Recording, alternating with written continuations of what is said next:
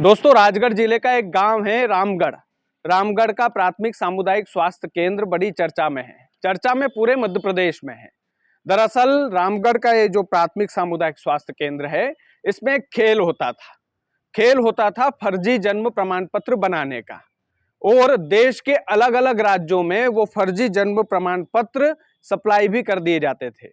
यानी कि केवल राजगढ़ जिले के लोगों के लिए फर्जी जन्म प्रमाण पत्र नहीं बनते थे। देश के अलग अलग राज्यों में अलग अलग राज्यों के लोग इस प्राथमिक सामुदायिक स्वास्थ्य केंद्र के एक मुख्य सरगना से सीधे कांटेक्ट करते थे और वो सरगना 500 रुपए, 1000 रुपए, जो भी उसकी फीस होती थी, वो फीस लेकर के फर्जी तरीके से जन्म प्रमाण पत्र बना देता था। बड़ी बात यह है कि इस प्राथमिक सामुदायिक स्वास्थ्य केंद्र में जब भी फर्जी प्रमाण पत्र बने, वो तब बने जब इस प्राथमिक सामुदायिक स्वास्थ्य केंद्र में डिलीवरी होती ही नहीं थी। अब भाई, जब डिलीवरी ही नहीं होती थी, कोई बच्चा ही पैदा नहीं होता था हॉस्पिटल में, उसके बाद भी फर्जी तरीके से जन्म प्रमाण पत्र कैसे बन जाया करते थे? सवाल आपके मन में भी आ रहा होगा, सवाल हमारे मन में भी था। लेकिन अब मैं सिलसिलेवार तरीके से आपको समझाना चाहता हूं इस पूरी स्टोरी के माध्यम से कि ये गोरख धंधा चलता कैसे था। दरअसल व्हाट्सएप के जरिए, जैसे मुझे मान लीजिए कि मुझे फर्जी जन्म प्रमाण पत्र बनवाना है, तो मैं व्हाट्सएप के जरिए पूरे अपने दस्तावेज, पैसा, सब कुछ जो जो उनको लगता था वो सब कुछ भेज देता था। अब जाहिर सी बात है कि मैं फर्जी जन्म प्रमाण पत्र चाहता हूं तो मैं ओरिजिनल दस्तावेज तो भेजूंगा नहीं। जो भी वो मांगते थे मैं सब भेज देता था। और व्हाट्सएप के जरिए ही ये लोग क्या करते थे, बिना किसी वैध दस्तावेज के सीआरएस पोर्टल पर एंट्री कर देते थे और वहां से जन्म प्रमाण पत्र जारी कर देते थे और बन जाता था मेरा फर्जी जन्म प्रमाण पत्र।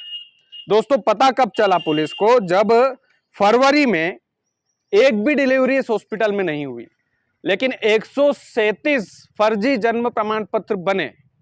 आप सोच सकते हैं कि फरवरी के महीने में रामगढ़ के प्राथमिक सामुदायिक स्वास्थ्य केंद्र में एक भी डिलीवरी नहीं होती है, उसके बाद भी 137 बच्चों के जन्म प्रमाण पत्र बन गए।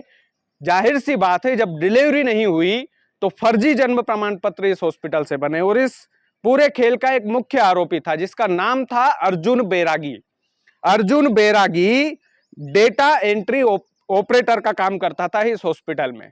और डेटा एंट्री ऑपरेटर के हाथ में ये फर्जी जितने भी ये फर्जी जन्म प्रमाण पत्र बनाए गए थे, उसको पता था कि ये फर्जी तरीके से बन रहे हैं। अब इन्होंने क्या किया था कि लोक सेवा केंद्र हुआ, आधार केंद्र हुआ, एमपी ऑनलाइन हुआ, इससे एक नेटवर्क बना लिया था कि भैया हम जो जो बोले वैसा वैसा आप लोग करना और हम आपको उस बात का पैसा देंगे। जाहिर सी बात है, पैसे के आगे नतमस्तक हो जाती है दुनिया। तो फिर अर्जुन बैरागी और अन्य 6 आरोपी, इसमें अर्जुन बैरागी समेत 6 आरोपी को पुलिस ने गिरफ्तार किया है। इस पूरे मामले में पुलिस ने जब अर्जुन बैरागी से सख्ती से पूछताछ की, पुलिस की लठ के आगे भाई अच्छे अच्छे पहलवान झुक जाते हैं। तो राजगढ़ की पुलिस तो स्पेशली अच्छे से खातिरदारी करती है और भगवान करे कि आपको उस खातिरदारी का कभी मौका ना मिले। लेकिन पुलिस ने जब अर्जुन बैरागी से ठीक ढंग से अपने लहजे में बात की, तो फिर अर्जुन बैरागी ने एक से बढ़कर एक राज खोल दिए। अर्जुन बैरागी बोलते हैं कि भैया, हम केवल राजगढ़ जिले के लोगों के लिए नहीं, मध्य प्रदेश के लोगों के लिए नहीं, राजस्थान, सिक्किम, तेलंगाना, पश्चिम बंगाल, बिहार, उत्तर प्रदेश तक के लोगों को फर्जी प्रमाण पत्र फर्जी जन्म प्रमाण पत्र दे चुके हैं। और अभी इस मामले में और भी खोजबीन जारी है।